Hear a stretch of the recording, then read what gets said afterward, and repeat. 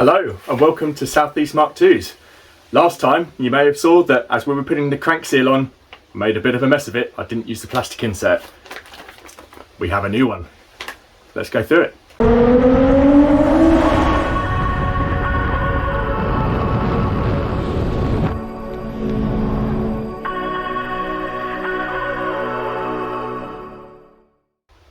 Hello and welcome to Southeast Mk2 Golfs. You may remember last time I made a bit of a hash of putting on the crank seal onto the crankshaft. When I put it on, I didn't use the plastic insert, which is this bit here. As a result, when I put it on the crankshaft, it actually splayed out the PTFE seal, therefore it would have leaked.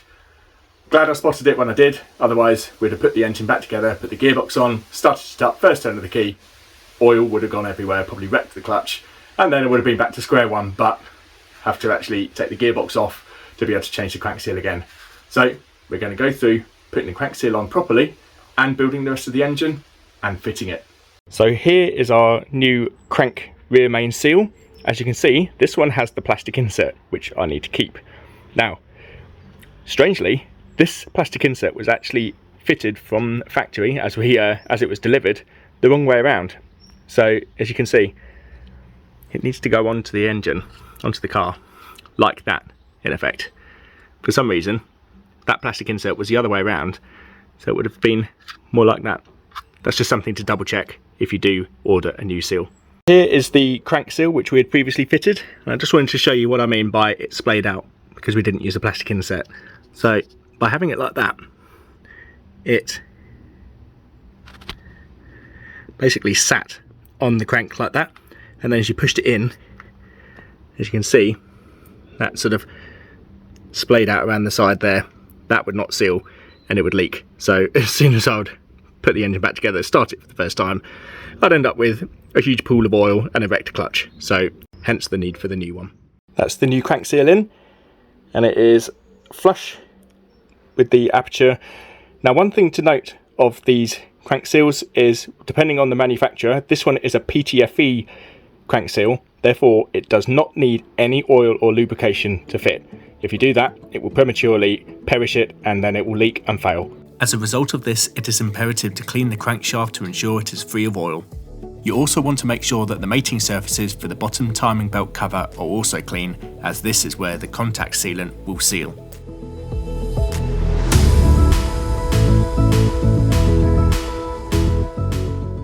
I run my finger to smooth the contact sealant just along the bottom edge here so it doesn't push into the sump.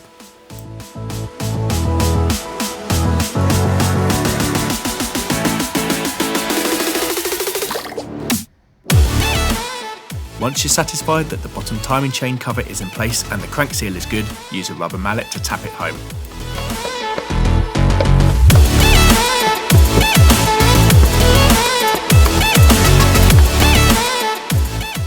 So what happened before? The inner part, like a ribbed part of that crank seal, splayed out and ended up over the top of the holes, and then one bit split. So I can instantly see that that is better, and that is how it's supposed to look.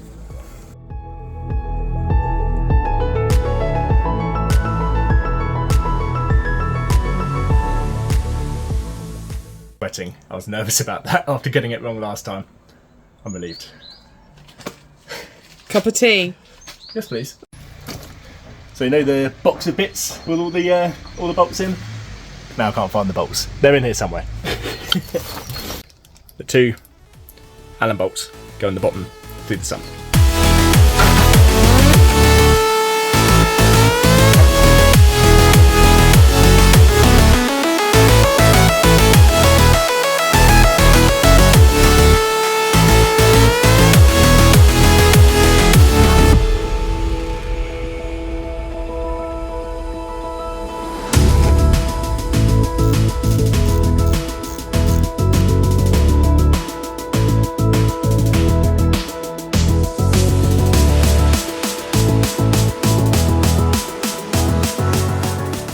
So we set these bolts to 10 Newton meters.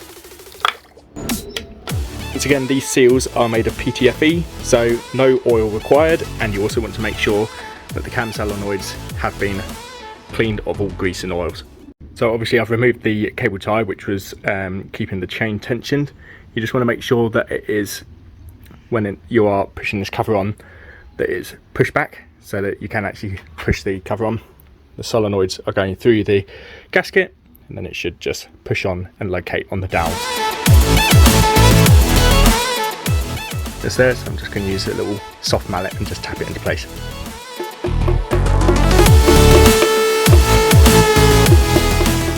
In the words of Tommy Cooper, just like that. I might just show my age there.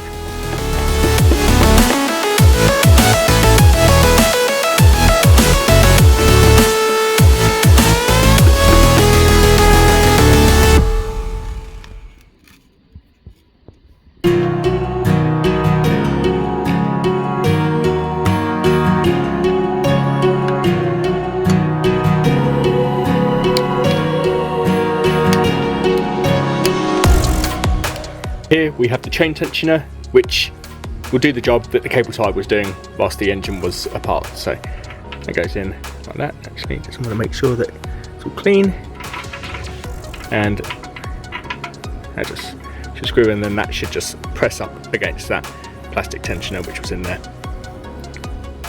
And then we'll tighten this to 40 Newton meters. So with the gasket sealant which I've used, it does actually tell you not to start the engine within 8 hours of application. Well, that chance would be a fine thing, so yeah, I'll be happy if I manage 8 days, or 8 weeks actually, come to think of it. So, but yeah, if you are a lot more skilled than me, then you might be able to put it back together and back in the engine and start it up within 8 hours. So that's just something to be mindful of. So here we have the exhaust manifold gaskets on. They only go on in one way. You can't put this one on this side. The holes just don't line up basically. So you can't really get it wrong. Just make sure that it's pointing outwards. Otherwise it will catch on this under here. That just simply goes on like that. I'm sure many of you have noticed, why are there studs missing?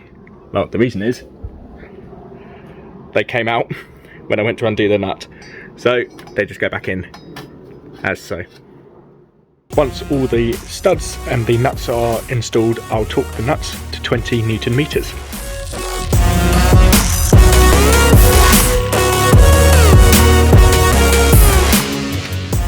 And I'll work from the middle, working outwards. With all this room and access available, it would seem foolish not to change the oil filter while I'm here. Although it's not exactly impossible to do whilst it's in the bay, it makes sense to do it now rather than having a good old struggle. Another thing, these only need to be nipped up, not He-Man tight. The flywheel on, I'm replacing the bolts with these new ARP bolts. They come with like factory Loctite on the ends of the thread, and you will need a M10 spline bit to install that. So first of all, just do them so they're hand tight. You'll just need a ratchet to get them hand tight, and then it is 60 Newton meters plus 90 degrees.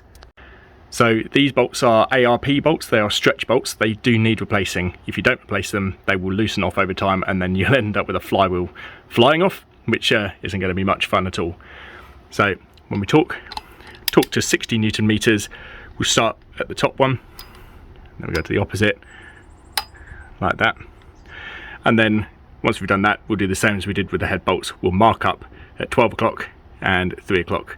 So you tighten it an extra 90 degrees. Here we are to another lesson of it's not stupid if it works. What happens is, when you try and torque these up, the flywheel tries to turn, so you're constantly fighting against it. Put a big bolt or stud in one of these threaded holes, put a little spanner and put it on one of these locking keys here on the flywheel. That will stop it from moving. Handy hint.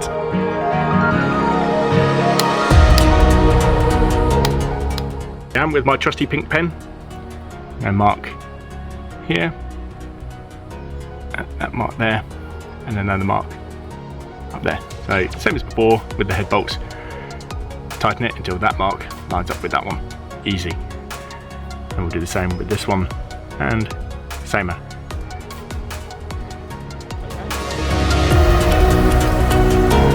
So 90 degrees.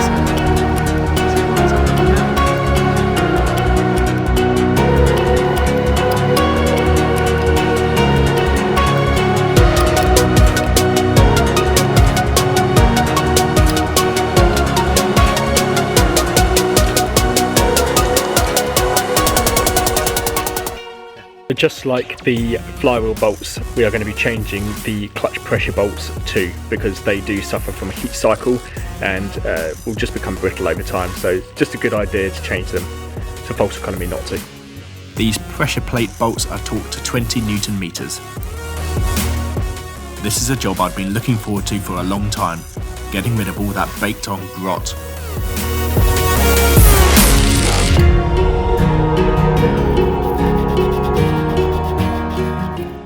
This is why I'm doing this. Look at this congealed oil and bits of gasket. It's all in there. If I hadn't done this, it would have just worked its way loose and ended up back in the oil again, which wouldn't have been nice. So risk of possibly like blocking a strainer or something like that. Last thing I want is that to happen. Good to get this done. I'm really pleased with the way this has come out. What remains is just pure staining from the oil. It would have been all too easy to just throw it back on as it was. Next I'm going to change the cam cover gasket and the coil pack gaskets as well.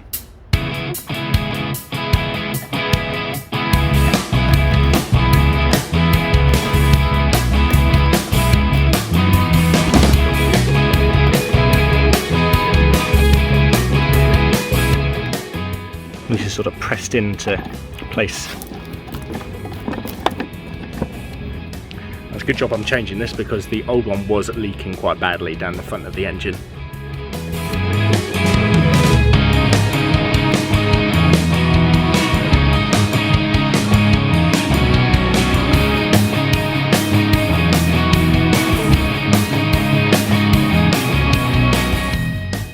Here I'm using a plastic scraper so as not to damage the aluminium. Prior to fitting the rocker cover, I used this blue gasket sealant around some of the corners and the intricate areas, especially where the top timing chain cover mates with the side of the head. Apply it onto the clean surface and then just smooth with the finger. It just helps prevent the gasket from leaking.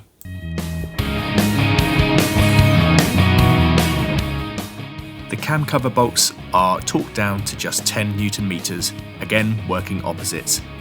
As these are so prone to leaking, it is best to just work up to that 10 Newton meters so as not to risk crushing the gasket.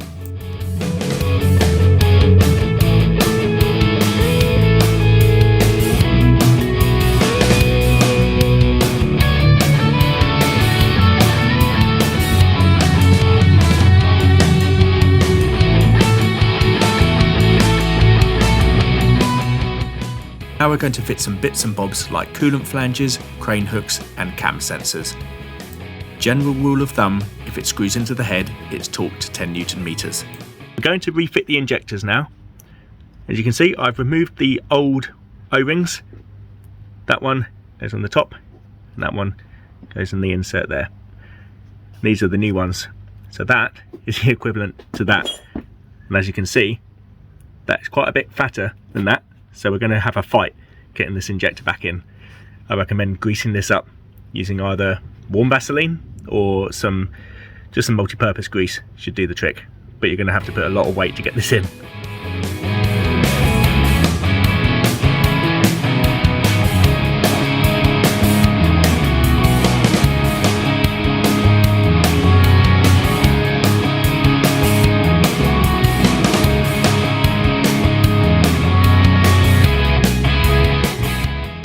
Now we've fitted the fuel rail on, that just pushes into place on top of the O-rings, and then we'll tighten these bolts here, there's 4 of them, to 10 Newton meters. Seems to be the theme, doesn't it?